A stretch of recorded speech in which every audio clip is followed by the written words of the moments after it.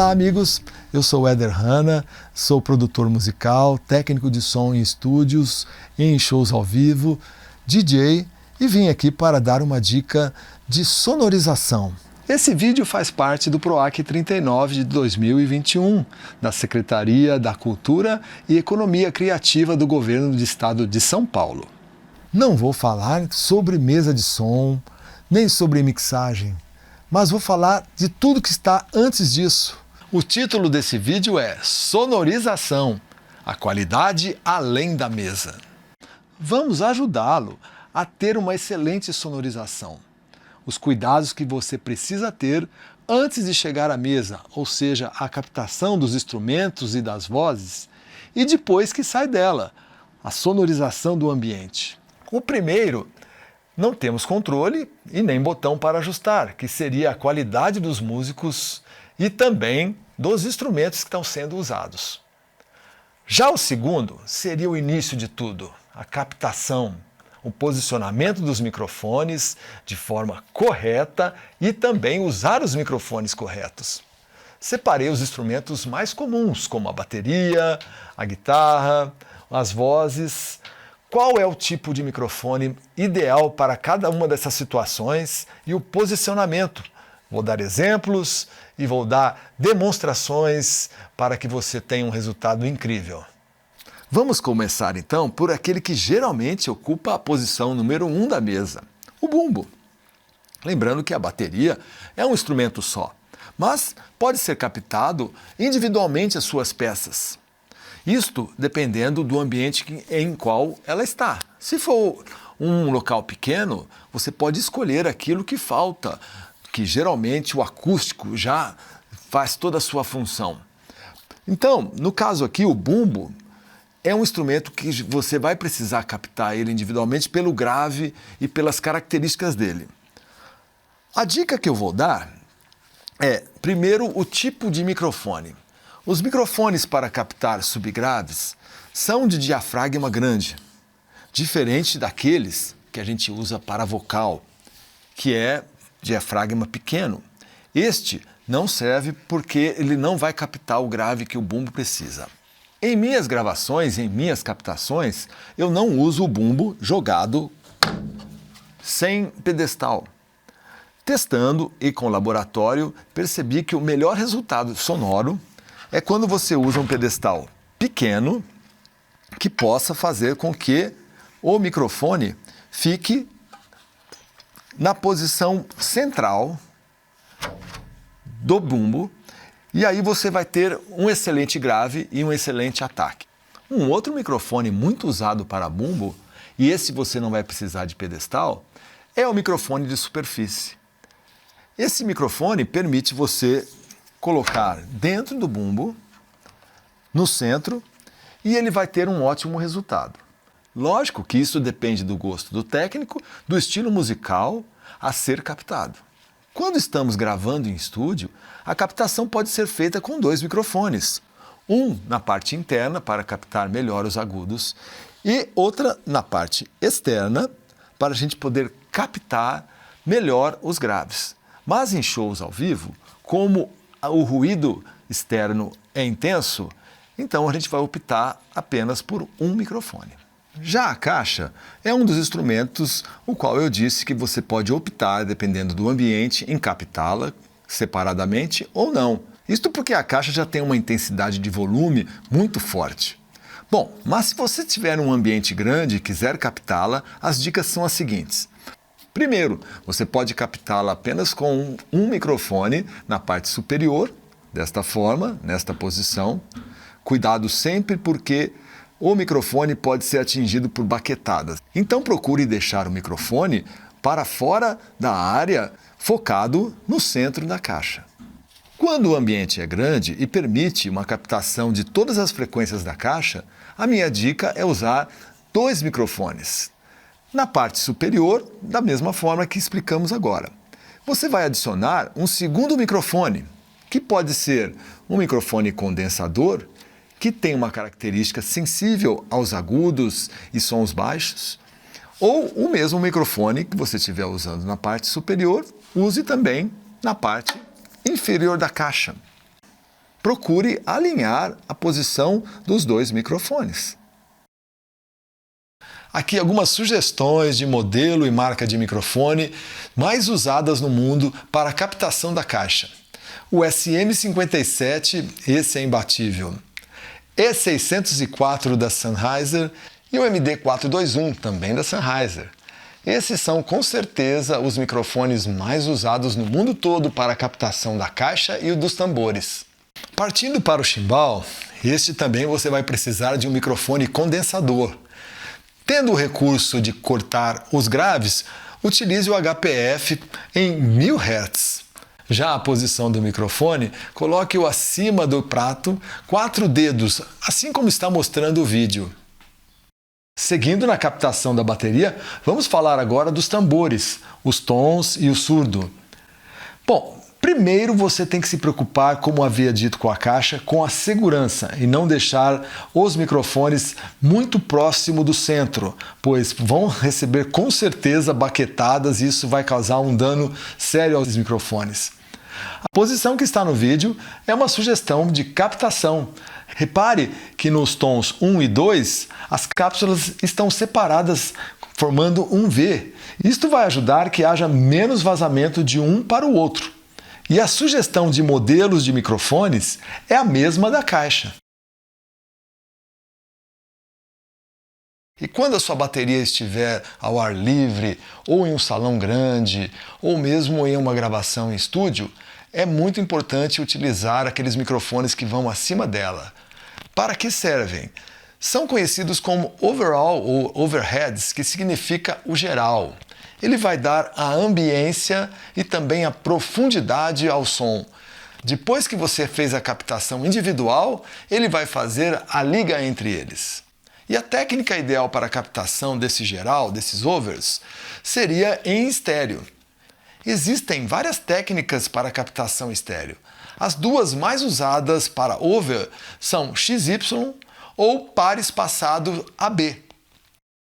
A técnica XY utiliza 2 microfones condensadores iguais que estão com as suas cápsulas sobrepostas, num ângulo de 90 a 130 graus, fazendo com que aquele que está direcionado para a esquerda, na mesa ele também será com o pampote virado para a esquerda, assim como o da direita, que vai ser direcionado com o seu pan para a direita.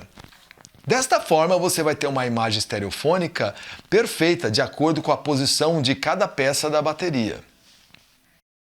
Outra forma de captação de overs é a técnica de par espaçado AB. Ela consiste de 2 microfones condensadores iguais que estão à mesma distância do centro da bateria, um de cada lado. Eles estão alinhados horizontalmente e verticalmente, a uma distância acima de 40 centímetros dos pratos. Isso para que não haja distorção nos microfones e também, quanto mais longe, mais ambiência ele vai captar.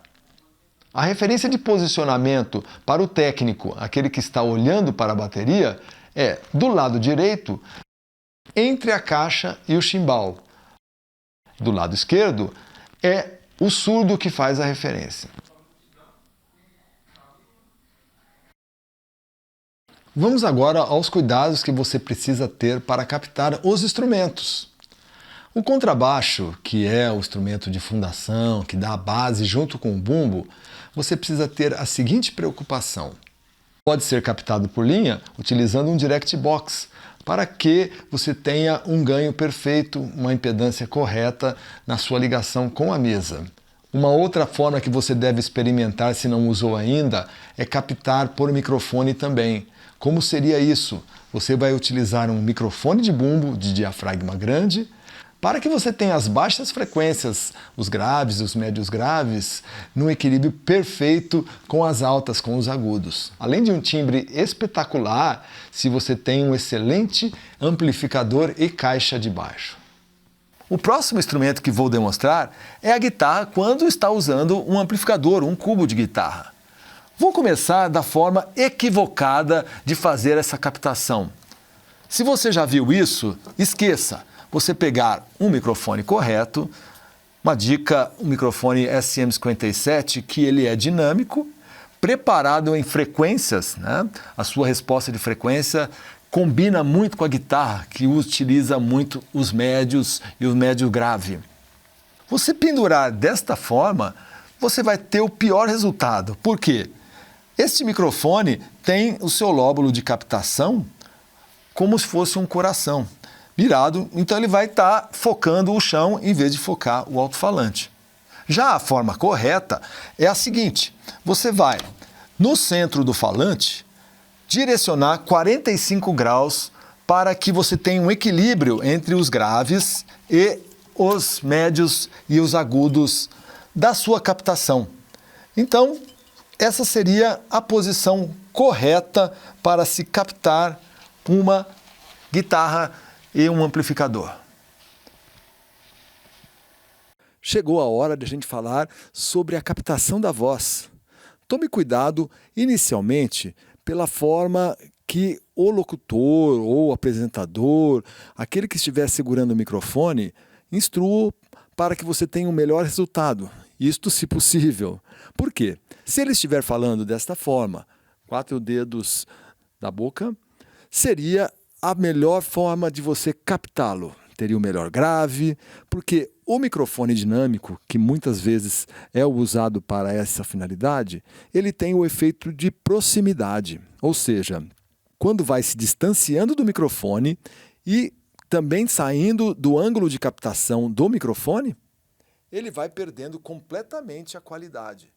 Veja que você, nessa situação, você vai ter que aumentar demais o microfone para compensar a perda, e isto vai fazer com que haja o risco de grandes microfonias. O ideal, lógico que seria, em termos de posicionamento, entre 30 a 45 graus acima da boca. Mas ninguém vai ficar segurando o microfone assim, a não ser que você esteja cantando com um pedestal, ok? Para que nosso vídeo não fique muito grande, esses foram os instrumentos escolhidos para dar a dica de captação. A importância sempre de usar bons microfones posicionados corretamente e adequados em frequência com o instrumento a ser captado. Assim você não corre o risco de já errar no começo, que é a captação. Então agora vem a segunda parte do nosso vídeo, onde vamos falar dos monitores e também do som que é direcionado ao público. Então vamos começar falando nos monitores, do posicionamento e atitudes corretas para evitar microfonia e também com detalhes que podem fazer toda a diferença. Os maiores responsáveis pelo feedback, conhecido como microfonia, são o excesso de volume e o posicionamento equivocado, a longa distância entre o monitor e o músico e também não observar o ângulo de dispersão da sua corneta. É ela que vai definir os agudos, que dá a inteligibilidade, que dá a definição para que precise de menos volume. Antes de tudo, vamos entender o diagrama polar de cada microfone, porque isso é que vai determinar o posicionamento. O mais comum deles é o cardioide. Como o nome diz, um coração, seria então o lóbulo que ele faz de captação e de ponto nulo. Ele vai formar um coração à sua frente, então ele vai ter uma maior captação aqui e vai formar um ponto cego, ou seja, um ponto nulo aqui na sua traseira. Ideal para você colocar o seu monitor, como está a nossa imagem. Deste modo, você vai ter menos possibilidade de ter uma microfonia. E como faço para descobrir se o meu microfone é cardioide? Todo microfone vem perto aqui do seu diafragma um desenho dizendo qual é o seu diagrama polar. O cardioide é esse que vocês estão vendo na imagem. Mas existem outros diagramas polares que a gente precisa se atentar. Um exemplo deles é o supercardioide. O supercardioide já é um pouco diferente. Ele vai abrir uma captação traseira. Então tome cuidado que a posição do monitor já vai ser diferente. O seu lóbulo vai ser uma abertura um pouco mais estreita na frente, vai fechar na lateral e vai abrir pouca coisa na traseira. Então a posição ideal agora já não é mais essa, e sim a que eu vou mostrar agora. Reparem que o monitor, então, está um pouquinho mais na lateral, não 90 graus, mas na posição nula do diagrama supercardioide.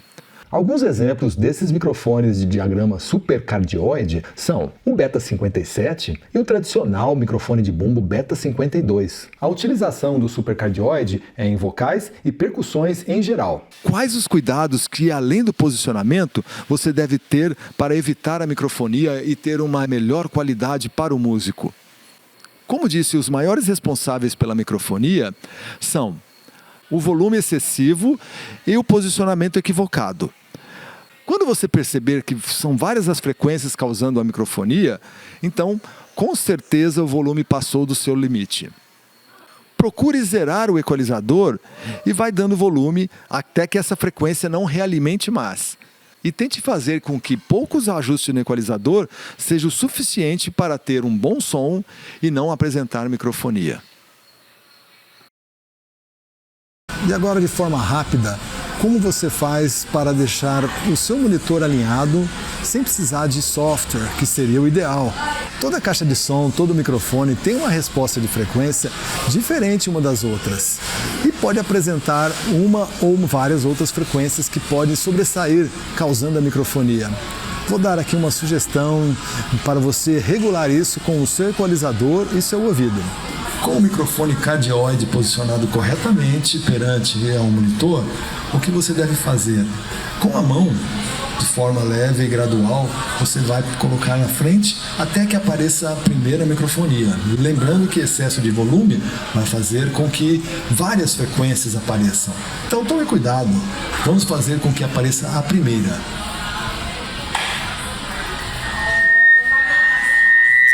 Repare então que nós temos aí uma ou outras frequências apitando. O que nós vamos fazer? Então no equalizador você tira a primeira frequência que você acha. No caso aqui, 2K e 5K são as frequências que aparentemente estão sobrando. Eu vou ao equalizador e atenuo até que suma. E caso nada esteja acontecendo, é porque você está na frequência errada. E também, se tiver que atenuar muito, é porque você está perto, mas não exatamente nela. Tente a do lado. Após atenuada a frequência de 2K e 5K, a gente vai fazer mais uma vez o teste. Reparem então que agora a microfonia sumiu. Se por acaso durante o show você precisar aumentar mais o monitor, tome cuidado, outras frequências poderão aparecer. Por isso, a posição ideal, correta do monitor, próximo ao músico, vai impedir que ele precise de muito volume. E agora, nesta parte, vamos falar um pouco sobre o som que é endereçado ao público, que em inglês tem o nome de Public Address, por isso que vem a sigla PA. Quando se projeta um som para o público em um ambiente, seja ele um pequeno salão ou um grande show em um estádio, a preocupação sempre é, além de um som claro e com volume adequado, também a distribuição. Cada pessoa deveria ouvir o mesmo som independente do seu local na plateia.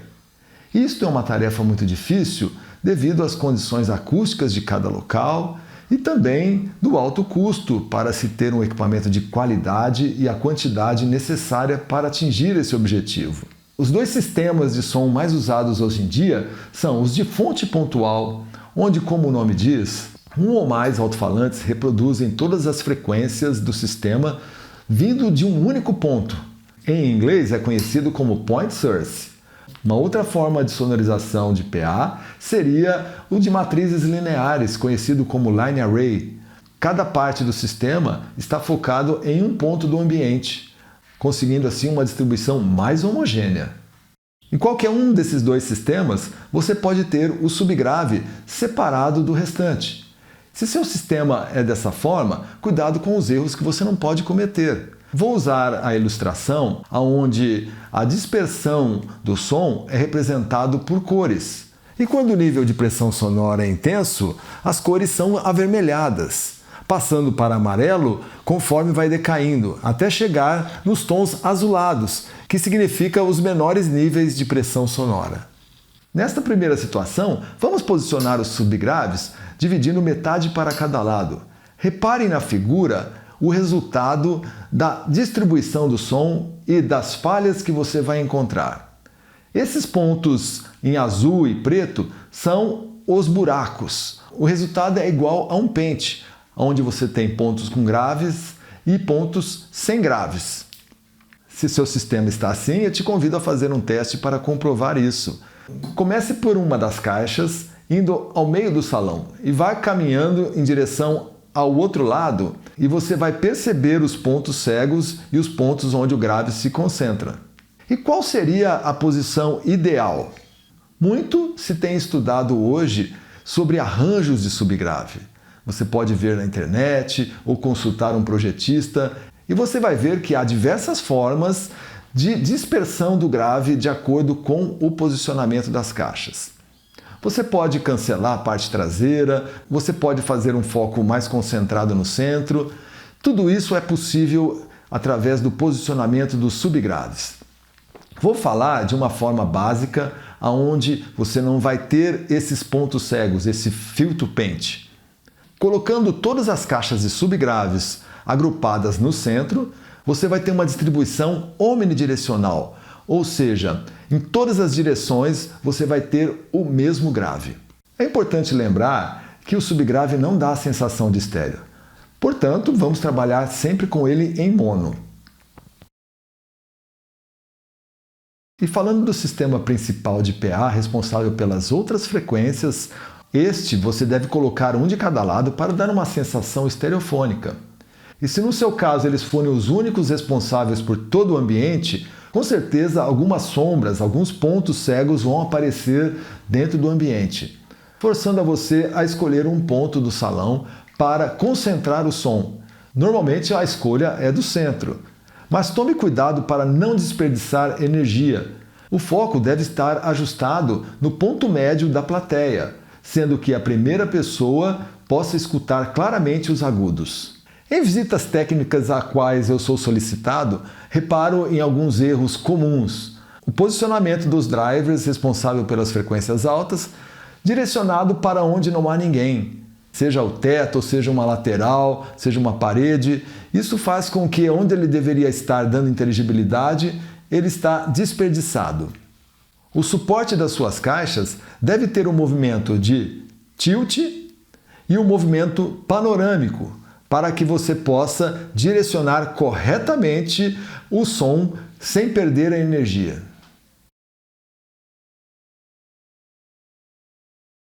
E se seu sistema é um line array, seguindo com as instruções básicas, utilize uma caneta laser para ajudá-lo a direcionar a caixa mais acima para a última fileira do ambiente, seguindo com as outras até chegar à primeira fila. Em um ambiente não tratado com as paredes muito refletivas, você vai ter problemas em locais do salão onde o som vindo direto das caixas se mistura com o som refletido das paredes, que acaba prejudicando completamente a inteligibilidade das palavras e da mensagem. Assim como em ambientes muito profundos, a partir de uma certa distância, a pressão sonora perde metade do seu volume, sendo necessário um complemento para continuar no mesmo nível. Esse sistema de reforço é conhecido como um PA de delay. Delay significa atraso. E em outra situação, você tem um palco muito largo, onde a distância lateral entre um lado do PA e o outro lado é grande, formando uma parte central com o som prejudicado. Nesse caso, você vai precisar de um sistema de reforço chamado de front fill, ou preenchimento frontal. E quando o ambiente é muito largo e você tem pessoas posicionadas além do ângulo de cobertura do sistema principal, você vai precisar de um sistema de reforço chamado outfill, ou seja, um preenchimento fora do eixo central. Em ambos os casos, você vai ter um outro problema, que seria a necessidade de corrigir o tempo de atraso do sistema principal ao ponto onde está esse reforço. E como fazemos para ajustar isso? Meça a distância entre eles, um exemplo, 20 metros, e você vai dividir pela velocidade de propagação do som, que ela varia com a temperatura. Mas no nosso caso, Vamos considerar uma temperatura mediana perto dos 22 graus, que seria de 344 metros por segundo. Dividindo a distância de 20 metros por 344, você vai chegar ao valor aproximado de 58 milissegundos. Esse vai ser o valor que você vai colocar no seu gerenciador ou na sua mesa digital, caso seja a única fonte controladora do sistema. Esse vídeo foi direcionado a você que é técnico e faz trabalhos esporádicos em locais diversos, onde você pode pegar uma locadora ou um local que você não conhece. Então são os conceitos básicos de captação, de preparação do ambiente para que você tenha a melhor distribuição, o maior número de pessoas escutem o mesmo som. Porque ao chegar à mesa, o som estar bem captado e bem distribuído, com certeza a sua mixagem vai soar muito melhor. Gostaria de agradecer ao Hard Rock e o Estúdio MGB de Ribeirão Preto por ter cedido os locais para a gente fazer esse laboratório. E você pode me seguir nas mídias sociais, no canal do YouTube, que está escrito aí embaixo, no Instagram, no Facebook, e você vai ter muito mais conteúdo. Agradeço à Secretaria da Cultura do Estado de São Paulo, lembrando que esse vídeo faz parte do PROAC 39 de 2021. Muito obrigado e um grande som a todos!